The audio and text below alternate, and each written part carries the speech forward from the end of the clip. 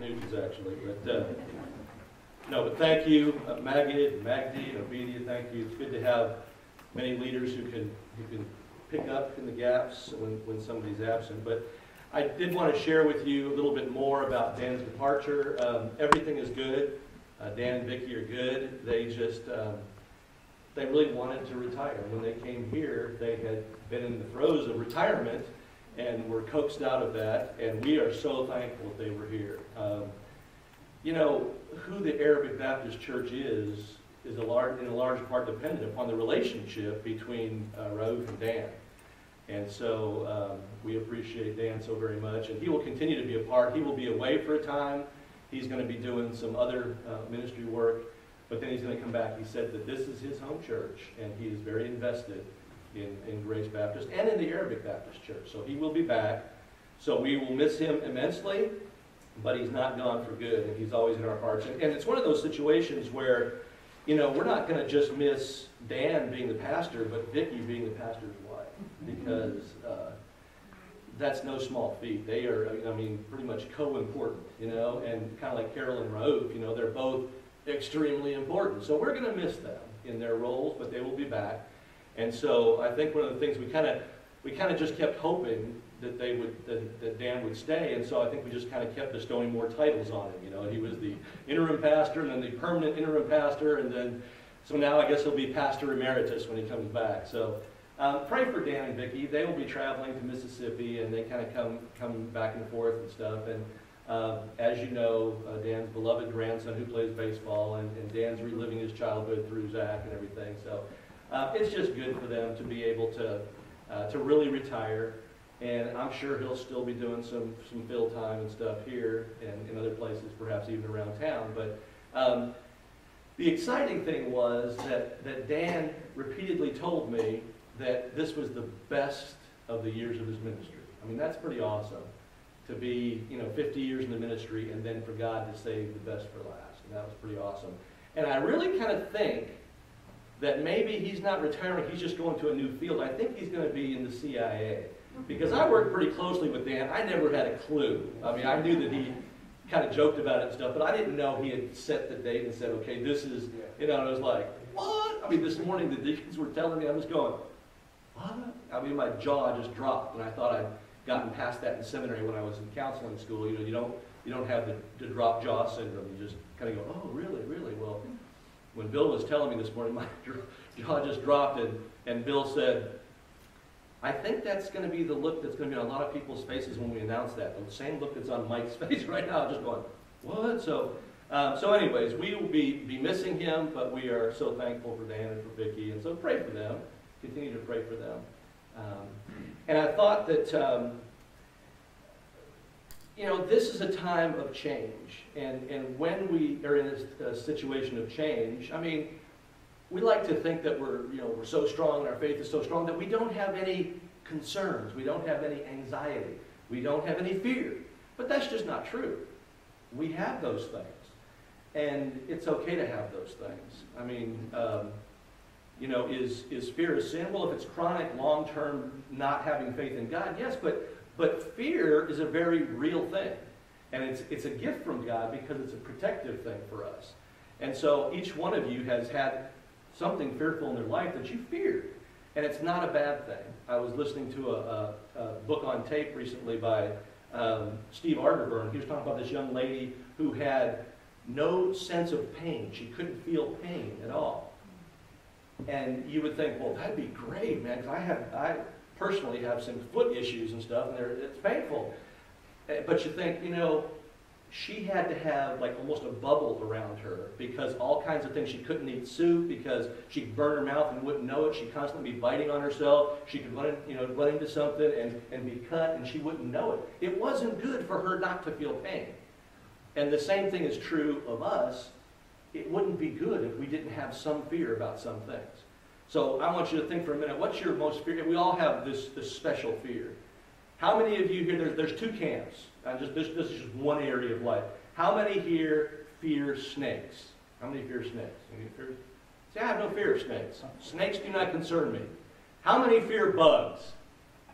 I'm the only one. I hate bugs. I mean, they bite and they sting and they do all kinds of nasty stuff. Anyways, So we all have certain fears in our life, and that's okay. Sometimes it protects our very lives. And sometimes when we were young, like that young lady that Steve Arterburn talked about, when I was younger, I'll be honest, I didn't have any fear. I didn't fear stuff that I should have feared. And as I got older and much more mature and wiser, say, yes, Mike, you're so wise. Say that, okay, yes, Mike, you're so, okay. Well, thank you for that affirmation. I began to fear more. I remember one time I was doing an inter-service transfer. I was getting out of the Air Force and I was going to talk to the Navy because they were trying to kind of get me to come into the Navy and stuff. And I was in downtown Memphis, Tennessee. And I was staying, I'll never forget it, the Sundowner Hotel, right downtown. And I had forgotten like toothpaste or something. I needed some toiletry item. And this was after dark. And so I was walking, I left the motel and I was walking down the streets to find a drugstore that was open. It was dark and stuff, and a police officer pulled over and stopped me. And he said, "What are you doing?" And I said, "I'm trying to find a drugstore that's open to get some toothpaste or whatever." He said, "That is not a good idea." I said, "What, to brush my teeth?" And he said, "No, to be on the streets of Memphis, Tennessee after dark." Wow. He said, "You should not be walking these streets." And, so it was like, fear would have been a good thing there, So he said, "You should be afraid." And so I said, okay. And that was something that was protective and saving my life. I mean, if you've had surgery, Teresa just had several surgeries, major surgeries, I would dare say there was a little fear involved in that, in some parts of that. You can't help but have fear. And it's not always wrong. Again, if it's something about not having faith in God, but we have fear to protect us. And we have, we go through these times of emotional upheaval and stuff, and this is one of those times. Since the pastor is gone, and it's amazing that God always speaks to us. This very morning, my reading today I was reading about the feeding of the 5,000, and there was one part that really just jumped out at me, and this was before I knew that Dan had resigned, and it said, "Jesus looked upon them and had compassion because they were like sheep without a shepherd." And that very morning, 30 minutes later, they told me that Dan was gone. And I went, wow. And then I started thinking, I said, I'm going, wow. And I went and talked to Raouf, and he said, Mike, Dan isn't the over-shepherd of Grace Baptist Church. Jesus Christ is. And he's not going anywhere. And I said, wow, that's an awesome, awesome message from God. So, we go through times of transition, and it's okay to be in transition, but we don't have to be afraid, and we don't have to get depressed. But I want us to look together quickly at somebody that we would think perhaps biblically. And I think sometimes we look in the Bible and we look at these people as superheroes that are larger than life, and they never had any concerns and stuff. And one of those guys would have had a cape and a big D on his chest, and that would have been David. David had no fear, right? He took on Goliath. He took on the giant. He's not afraid of anything. Guess what?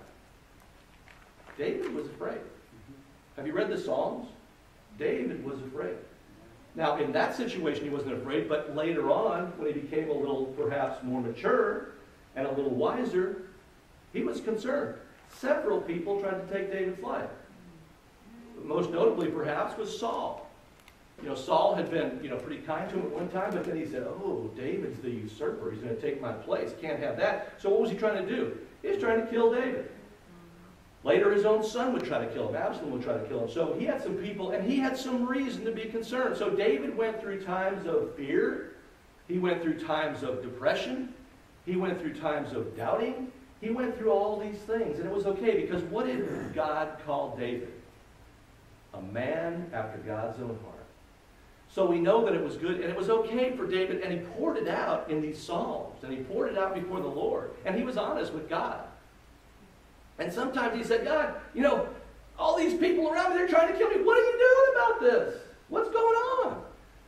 But let's look at Psalms 143, and I want to give you God's cure for fear, God's cure for depression, God's cure for anxiety. I'm going to give you 4 things. We'll just take a look at them quickly. That's God's cure, and it's found in Psalms 143. Now, this psalm was written when David was fleeing from Saul, and he was probably holed up in one of the caves at Adullam. And he was fearing for, they had soldiers coming after him and stuff, and there were several things that David did out of fear. Think about it. What are some things David did? He hid in caves. You know, he was trying to even scrounge for some bread. He ate the show bread that got some priests killed. You know, trying to find some food to eat. What did he do one time? He acted crazy.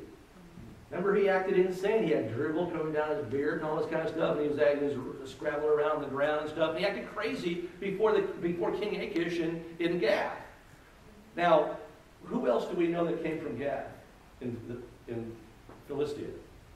Anybody know who else who was from Gath? And I want to do some research and go back and figure, why did David go several times to Gath to flee from Saul? Because Goliath was from Gath. You know, it's like, wouldn't he have some family there perhaps that he probably want to stay away from? Anyways, that's for another day. We're not going to go into that one right now. But he was acting crazy. So there were some things that he was responding to this fear, and he was doing some things to protect himself. But here's what he says in 143. It says, O Lord, hear my prayer. Listen to my cry for mercy. In your faithfulness and righteousness, come to my relief. Do not bring your servant into judgment, for no one living is righteous before you. The enemy pursues me. He crushes me to the ground. He makes me dwell in darkness like those long dead. So my spirit grows faint within me. My heart within me is dismayed. There's some concern there. There's some anxiety there, some fear, some perhaps depression. There's some stuff going on here. I remember the days of long ago. I meditate on all your works and consider what your hands have done. I spread out my hands to you. My soul thirsts for you like parched land. Answer me quickly, O Lord. My spirit fails. Do not hide your face from me, or I will be like those who go down to the pit. Let the morning bring me word of your unfailing love, for I have put my trust in you. Show me the way I should go, for to you I lift up my soul. Rescue me from my enemies, O Lord, for I hide myself in you. Teach me to do your will, for you are my God. May your good spirit lead me on level ground. For your name's sake, O Lord, preserve my life. In your righteousness, bring me out of trouble. In your unfailing love, silence my enemies. Destroy all my foes, for I am your servant. The first thing we do in response to fear or depression or those things that David's feeling is we remember his works. Look there in verse 5. I remember the days of long ago. I meditate on all your works and consider what your hands have done. You know, it seems that sometimes when we get in these crisis situations, we forget all the things that God has done. And I've said it before, but it always kind of amazes me that I'm amazed when God comes through. I shouldn't be amazed anymore, but I don't want to take it for granted either. But it's like God came through again. Man, I can't, it's like, well, yeah, I should believe it. He always comes through. Now, he doesn't always come through the way that we think he should come through, or the way that we would do it. But God always comes through. And we think about the things that God has done. We think about the things he's done in the past. Now, we think about grand things. Dr. Carlton here, he teaches a lot of stuff about the cosmos and galaxies and stuff. And we see all these things in nature, and we see all the science around us and stuff. And we look at, that's one of the things that God brought to Job. And he said, where were you when I was making the valleys and the caverns of the deep? Where were you when I was making the mountains? Where were you when, he did all these incredible things. And all these things were amazing that God has done. We look at the stars and we go, I know the Creator that created those stars. I know the Creator that made those mountains and those fig trees we were talking about, all those things. I know that God. Look at his works. But then we need to come down. That's great, and it's awesome to do that. But then we need to come down and we need to look at what God's done in our own lives. The times that God has come through. I think of the times that Nermeen was concerned about, would she be able to stay and stuff like that. Well, God came through again. Each one of you probably went through some fear and anxiety when you were coming here, and it's like, but God came through. Think about the times that God has come through. He's always come through. So we look at those things, we remember his works, the good works he's done on our behalf, and we go, oh yeah. And we feel like, this time he's not going to come. But has there ever been a time in the past that he didn't come through? No. So he's going to come through this time. What we've got to do is we've got to listen to understand how he's coming through.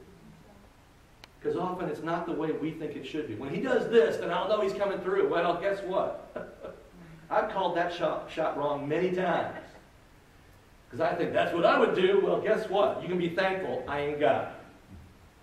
So we need to remember the works that he has done. Number 2 is to reach out to him in prayer. Number 6 says, I spread out my hands to you. My soul thirsts for you like a parched land. Obviously, we come to God, and we come to God with all honesty. We come to him with petition. Now, the fact of the matter is, and we talk about prayer a lot, we need to just be able, and I love the part about, come to God and don't be concerned. Come to God and be honest with God. I talk about crawling up in God's lap, and just saying, here's what I'm feeling. Here's what I'm going through. And sometimes we kind of shy away from that. Well, God can't handle my honesty. Of course he can. He already knows. He knows what you're thinking. You're not going to hide anything from God. But we need to be able to come to him quite honestly. Now, the fact of the matter is, there are levels of intensity of prayer. I mean, sometimes, we just kind of pray, well, thank you, Lord, for this meal and stuff. And sometimes we're going, oh, God, please, get me out of this situation. There are different levels of intensity. And sometimes when we're feeling super depressed and super fearful, we come with intensity and passion. And that's great, but we should always be in an attitude of prayer. We should always be in communication and communion with God. But there are times when we have special times of intense prayer. And that's awesome. There was a time when Jesus Christ prayed so hard that he started blood was in his sweat as he dripped blood droplets from his pores. I mean, that's intense praying. I don't know if you ever prayed like that, and most probably haven't, but that's intense prayer. And that's possible. But we need to be about, and prayer is just talking to God. God is just talking to God. And David did that a lot. I mean, he talked to God a lot. And it's awesome because he poured his heart out in prayer. And number 3 is to trust him. Verse 8 says, let the morning bring me word of your unfailing love, for I have put my trust in you. Show me the way I should go, for to you I lift up my soul. I have put my trust in you. Trust is not just something that happens, it's something that we do. It's kind of like faith. It's something that we do, something we act on. It's saying, I have confidence in you that you are who you say you are, and you're going to do what you say you're going to do. We have that song. It's an invitation song, Only Trust Him. You know that song? Only trust Him. Only trust Him. What's the last part of that second part? Only trust Him now. It doesn't matter if you trusted Him last month or you will trust Him in the future. You got to trust Him now. Today is the moment of trust. Years ago, I was doing a singles conference, and I loved the subtitle of the conference. I don't remember the actual title of the conference, but the subtitle of the conference has stayed with me since that time, and that was probably 20 years ago when I was 8 years old. I was 8 years old. But it said, when you don't see his hand, when you can't see his plan, when you don't understand, trust his heart. Is that awesome?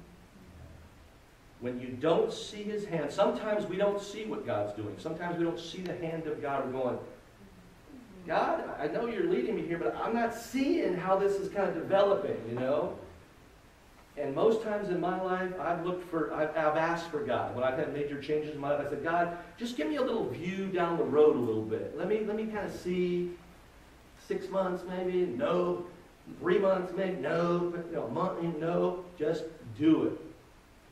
And sometimes I didn't see his hand. I'm going, okay. And it's kind of like flying blind. When I was in the Air Force, you do not want to fly blind. But when it's Christian faith, sometimes we're asked to fly blind. And it's not easy. But when you completely trust him, you do it. So when you don't see his hand, when you can't see his plan, you don't see how this is going to end up where it's supposed to be, when you don't understand, how many times has God done something in your life that you didn't understand at the time, But later you went, oh, yeah, I see that, Ann. Should be everybody going, yeah, I know. But when we look back, we go, you know, it's amazing, you know, that this, at the time you're going, this can't be. And then all of a sudden you come to the end, you look back and go, whoa, that's incredible. And so when you don't understand, trust his heart. Period. You don't have to see how he's doing. You don't have to see how it ends up. You don't have to see. You just trust his heart. If you know his heart, you know that he cares for you. You know that he loves you. You trust in the fact that he's your creator. He knows what's best for you. I get to share that with people at the greenhouse all the time. You know, because a lot of people come in there and they're a little defensive, you know, because they're living a life that's not, you know, not very godly. And so they go, oh, you're going to probably do the Bible stuff, right? And I'm going, well, it's just God's way of telling you what's best for you. You know, and when I talk to them about that, instead of going, here's the rules you have to follow, boom, boom, boom, I say, it's God's showing you what's best for you. And they go, really? And so they open the door and let me share with them. And so, you know, God knows what's best for us. We think we know what's best for us. Most often we are sadly mistaken. But God knows what's best for us. And then number 4, just determined to do his will. 10 says, teach me to do your will, for you are my God. May your good spirit lead me on level ground. You know, that's where the rubber meets the road. We just determine. We decide, this is what I'm going to do. I'm going to follow Jesus. Isn't that what the original step into salvation is? We decide we're going to follow Jesus. We decide we're going to do what he says to do. And it's a decision, and let's face it, we have to make that decision every day. And we have to make that decision many times throughout the day. Because we have decision points every day. Every day we have decision points. And every time we have to decide, I'm going to follow Jesus. And that's what the Christian walk is. But if we trust his heart, and we know that what he's doing is what's best, ultimately, not for our happiness, but for what's best for us, then we can say, I choose to follow Jesus. You know, we also have another song of invitation. Wherever he leads, I'll go. You know, wherever he leads, I'll go. You know, I guess the perfect example of that is Jesus' example at Gethsemane. You know, when he said, you know, I don't like this plan anymore. You know, I really don't want to do this. And he said, you know, but not my will, Father, but yours. And we have to do that sometimes too. We have to say, okay, I've seen the plan. I'm not all that fond of this plan, but we choose to step into the plan anyways, to fulfill his purpose for our life and to fulfill his will. And so, you know, during this time of transition, you know, for grace, and during this time of transition, because it will influence and affect Arabic Baptist Church, because many of you, you know, have dual citizenship, you know, at Grace and at Arabic Baptist Church. Many of you know Brother Dan and Vicki very, very well. It is a difficult time. It's a trying time. It's a time, and for some people, it's a time of fear. Some people, it's a time of anxiety and concern and all those things. But when we look at these things and we know that God's got a plan, there's no question about that. I mean, look at who God brought to Grace Baptist Church. And I'll just close by telling you a little bit of a story about how I saw that happen. When this whole mosque thing started happening, I knew nothing about Islam. I mean, zippo, zero, nothing. And God said, I want you to start learning about this. I went, okay. So I started reading and talking to people and stuff like that. And I went, this is kind of dangerous. So I got involved with a group that was politically going up against the mosque. And they kind of started spinning out of control very quickly. And I said, no, I can't be associated with that. So I kind of stepped back and started doing some things to kind of present some information to the planning board and stuff like that, you know. But I went, you know, I don't know how this happens. I don't know how this works. I was on staff at another church, and God laid on my heart to work with Grace, and I'm going, how do you do that? How do you be on staff of the church and work with another church and stuff that closely and stuff? And God just began to start working things out. And the biggest part of that was about that time, I said, look, God, I just need somebody to teach me this, to kind of mentor me in all this stuff. This stuff is bigger than I can comprehend, and that's right when Carol and Raouf came back. And I had known Carol and Raouf for a long time, but I wasn't that close with them. But they came back, and we just linked up. I mean, we just linked, and that was just an amazing thing that I was going, God, I don't know how to do this, and God brought somebody alongside to kind of guide and direct and mentor me, and that's how God works. We're going, I'm in this all alone. I don't know how to do it, and all of a sudden He brings troops, and that's how God works. And He always does it. And so during this time of transition for us at Grace and for Arabic Baptist Church, just realize that God is working. God is continuing. He hasn't, He didn't bring us this far to leave us. He's still working. He has a plan for Grace. He has a plan for Arabic Baptist Church. He has a plan for that mosque. And we're a part of His plan. We are a part. And I will just say that I'm just going to say proud of Grace and the Arabic Baptist Church and the beautiful relationship that these two churches have. Because it's not like one's a mission of the other. I mean, it's not like Arabic is necessarily a mission of Grace, but it's just a beautiful marriage of two congregations and two people and two leaderships. And I just constantly sit back and go, who would have ever thought of that, God? I wouldn't have put that together. I would have never conceived of that happening. But God, in His ultimate wisdom, did it and is doing it. And I just think it's incredible. Now, that same spirit is spreading over to Tusculum Hills. And now Nomi's coming and it's going to be a part of the Arabic-American Friendship Center stuff. God is doing some awesome things, and that is not going to end. So just be aware of the fact that God is working. He will continue to work. And we can rest assured. We still got to keep doing our part of it. God doesn't expect for us to sit back and, God, you do it all, okay? I'm going to sit here and watch. That's not how God works. See, we have to do our part. But God will continue to pour Himself into us that we might fulfill His purposes for us as a group of people. So let's pray together.